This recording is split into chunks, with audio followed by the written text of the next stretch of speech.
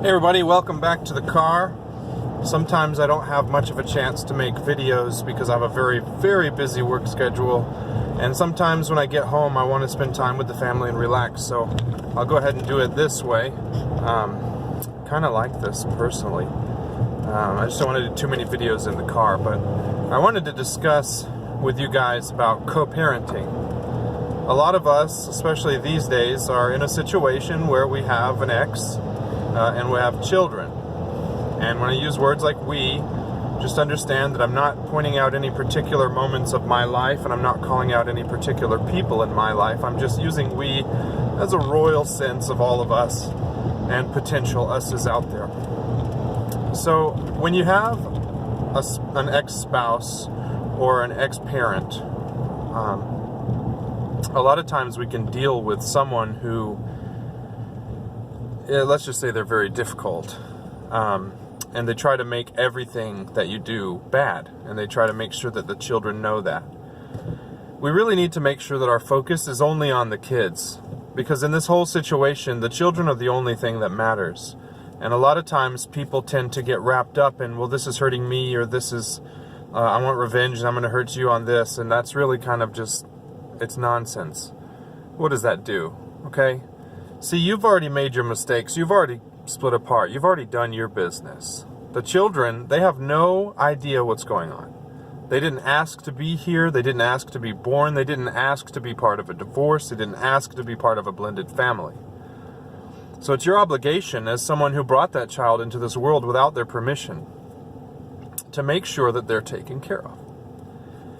And as the co-parent, that means a lot of the times to just keep your mouth shut about the other person. See, kids are little. They only have a certain amount of time to live their life. And during that time, they're going to learn how to treat other people as they get older. So that childhood time, they're going to pick up things about you. I mentioned this in my generational curses video. So if you're treating the other parent horribly, that teaches that child it's okay to treat other people horribly, or it's okay to treat significant other in such a manner. Let me merge. Thank you, guys. And the best thing that you can do is if there is nothing nice to say about the other parent, don't say anything at all.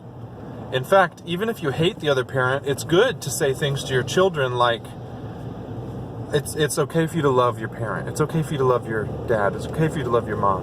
Oh, I'm so happy that you enjoy it there. You don't have to say, it was never fun for me, but I'm glad you enjoy it. Because all that does is teach them that you're a hateful person and that the other person might be a crappy parent.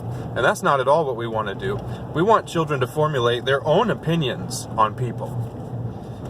And as long as the children have a chance to formulate their own opinions, then if they think that you're a bad person or a bad parent, at least they've come to it naturally and they can accept it through their experience. Because a lot of times what happens to us as kids is we get confused by the things people tell us, and we believe that about someone, and then we miss out on our chance to bond with that person. So make sure that whatever you do as a co-parent, you follow your domestic relations standing order, for one, because it's the law. You're not allowed to slander the other person on Facebook, on social media, to their work. You're not allowed to ruin their lives or ruin their careers. And part of that is making sure that you don't ruin how the child feels about the other parent, because that, my friends, is child abuse. Only love, only nurture. Let the child figure it out, okay? Because they're going to, I promise. If you're not a good person, by the time that child is an adult, they will figure you out. So you don't have long to pretend that you're the best parent, unless you're going to act like it. So, mainly speaking, it's narcissistic people who are the ex that cause the trouble. But sometimes you run into a bunch of different scenarios. You have sociopaths, you just have rude people, you have people who are selfish but can learn to overcome that. All of these different types of people that you're going to deal with, the best thing to do is make sure that you have a little bit of humility about yourself. Because once you guys make children, it's important to take care of that child and raise that child.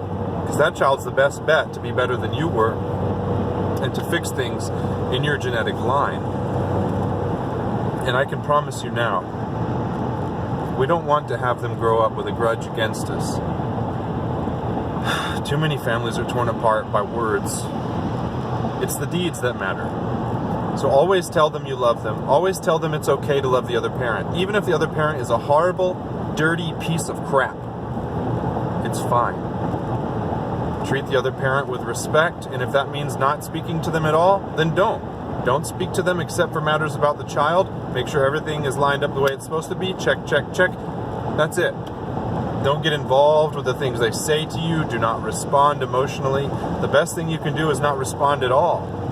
Act bored with the whole entire situation, because it's the emotional output that they're trying to get from you so that they can take that energy into themselves.